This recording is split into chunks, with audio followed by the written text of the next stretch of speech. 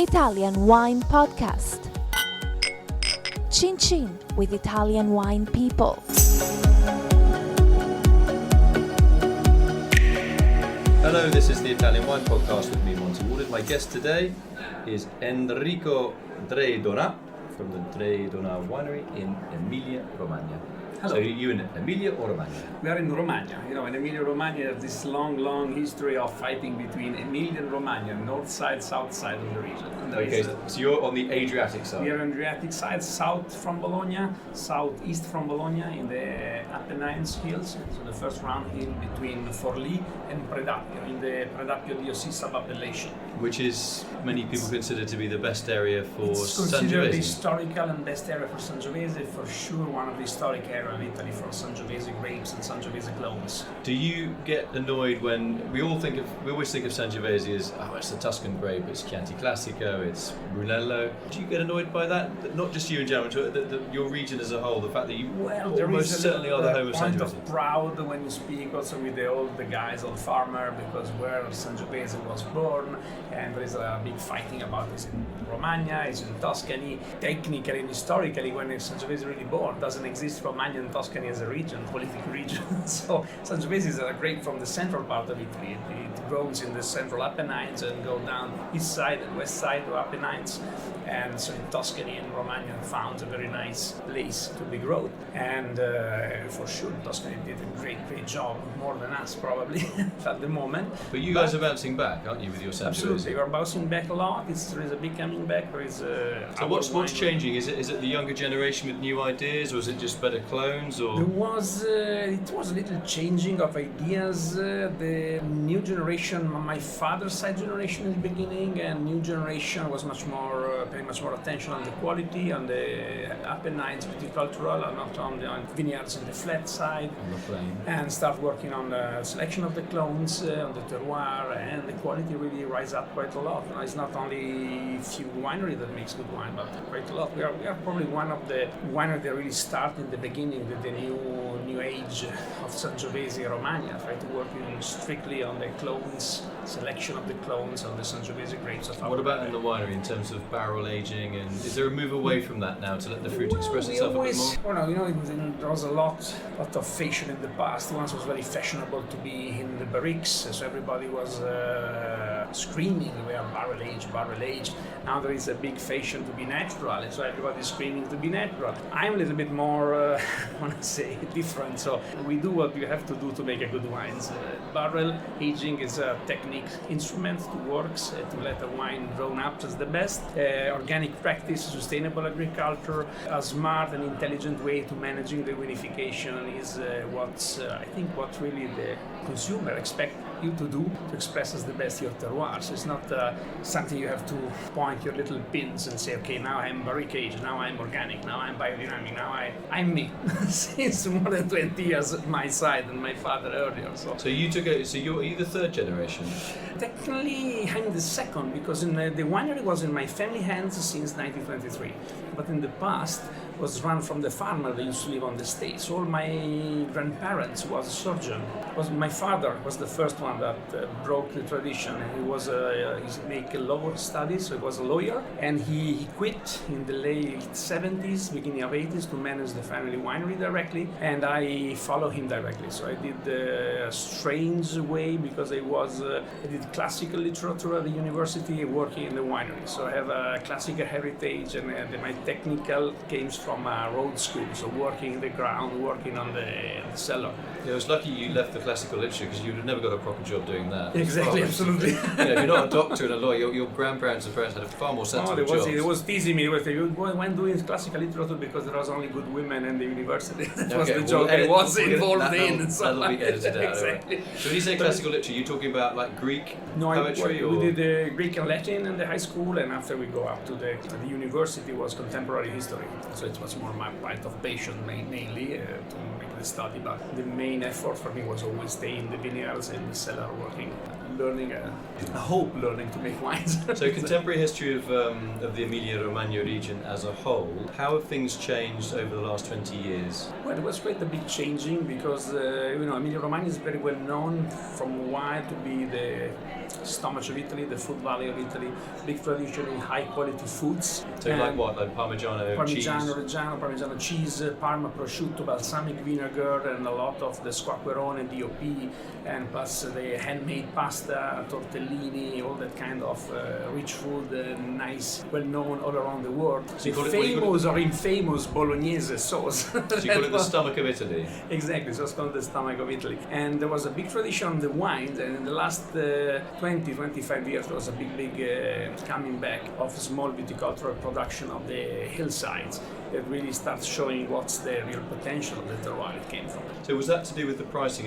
If wines from Emilia-Romagna were maybe not valued as highly in the market as they should have been, it was obviously cheaper for farmers to grow their wines on the flat ground rather than the hills. Much more because there was a big production coming from the flat area, because it's very high yield per hectare. Always mainly it's a production for make entry-level wines. The viticulture on the hillside was much more focused on making high-quality grapes to make high-quality wines. Have a production cost much higher, of course. The cost of the wine is higher than the normal idea of Romagna you may have, but if you look at the quality of the wines and you compare with same quality in Tuscan, for example, in other area they make Sangiovese, we are usually at the same quality point, we are around 30% less expensive than that area. That's because we are still not well known, and so there is a little bit gap to cover.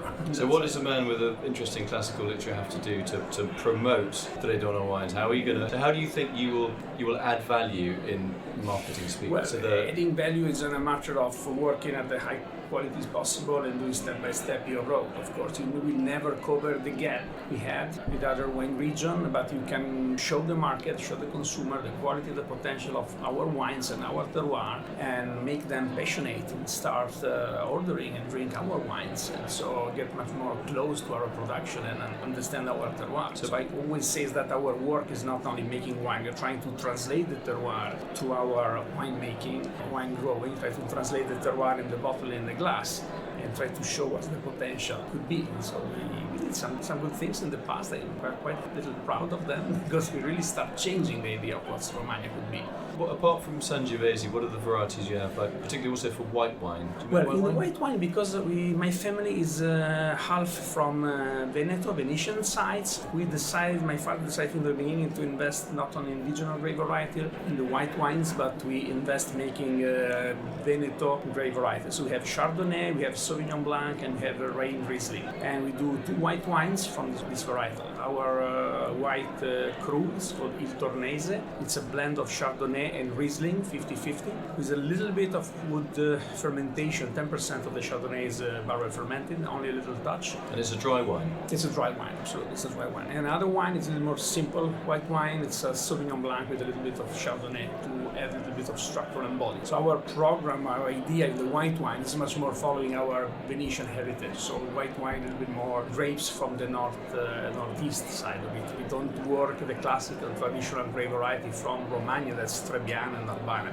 Our work is on Sangiovese and this little work on this white grape varietal from north. So do you have red Bordeaux grapes as well, or Syrah? Yes, we have Cabernet Sauvignon and Cabernet Franc. Which works best? Does the Cabernet Franc give very good results? They're pretty different and the result very interesting, both of them. We produce a single vineyard Cabernet Sauvignon that, to be honest, was the first wine that really had a big exposure on the market in the late 80s, early 90s. And its name? It's Magnificat, the name. The name of our wines came from the horses we had in our estates. We have a horse breeding, we still have a horse breeding, and so my father in the 80s, when we make a revolution on the winery, named all the vineyards after the horses that was there at the moment. And so Magnificat was one of these horses, and so the Cabernet vineyard was named after this horse. And so this wine, it's a small production, pretty interesting. It's a very strong Cabernet Sauvignon. Our terroir really make wine with a great body, full body, great structure,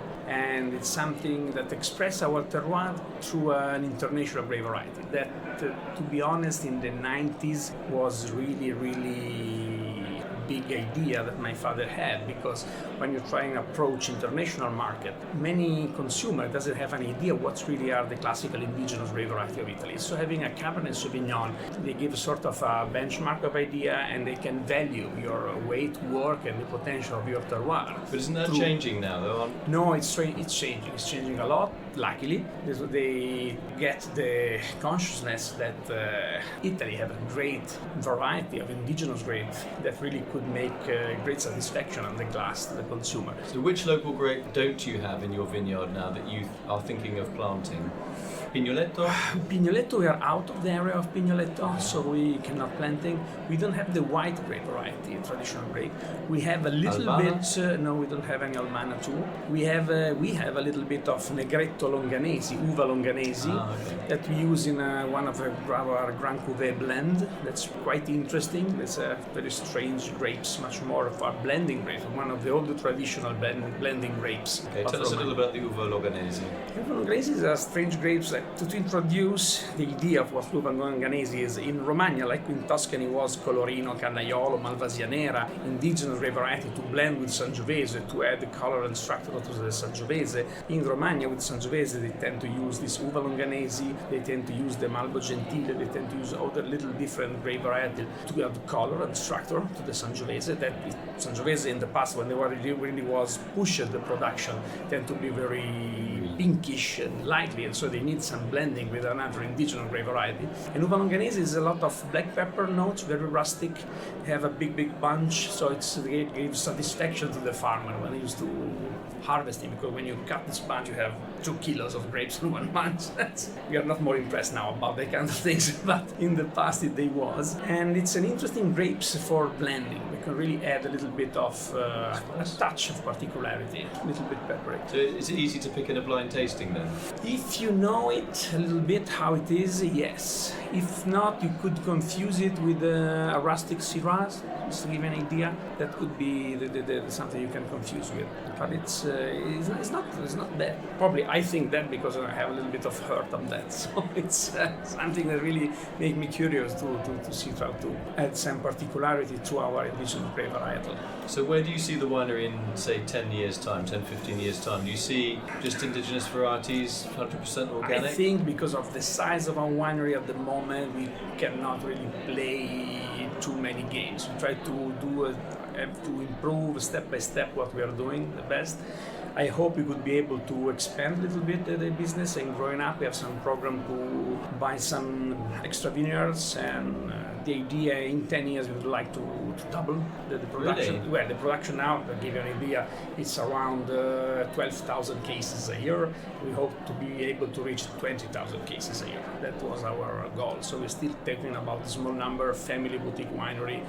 We work completely organic, so we continue doing through this idea of managing the wine in an organic way. We did it for many years without any certification or the famous bins we was talking about. So it's a way to have the best grapes to work in the wine. So it's not a marketing point, it's a technical point. So that's a part of the work we are doing to have the best grapes and express as the best your terroir. The dream, of course, is try to be recognized as one of the top classical Sangiovese from Italy, and seats in the group of the important winery of Italy. That's You're a very well-known name in your region. Pretty well known, yes. That's what I'm happy that we was really able to build in the last 30 years a very good reputation of what we are doing. That means we are working straight very well, and I'm lucky that the market recognized that. And step by step, the things I really would like to see Emilia-Romagna and Romagna wines get a little bit more popular and fancy and the consumer, because much more now they are very well known in the area of the wine geek, the people who are very little deep in the wines. I would like to see the Romagna a little bit more appreciated in the terms to a little bit ordered with a little bit more light spirits than now in the restaurants. I mean, it's a fascinating region, considering that it has got so many internationally famous technology brands. Absolutely. talk about motor racing cars and fast cars. Plus, you've got this incredible agriculture, which is a huge university, Italy's center in Bologna, and you are probably the home of Sangiovese, which is one of the great varieties. I think sometimes in joking I say, wait, Emilia-Romagna is the dark side of the moon of the Sangiovese, because we have the other side of Apennine Hills from the famous Tuscany. There is a lot of discovery. It's not a Sangiovese you have to compare with Tuscan wine. It's a Sangiovese that he has his completely own spirits, own definition in terms of his own personality, and it's fascinating to taste it because it's much more, because of the terroir we have, is much more rounder, more fruity. Yeah, it's got a full body. Yeah, it's got a fantastic nice drinkability. But drinkability is not something some people tend to confuse drinkability with an easy, cheap, and fresh wine. Drinkability means that even a reserve of wines, they're very structured, is nice to drink because it's very velvet and round. Our area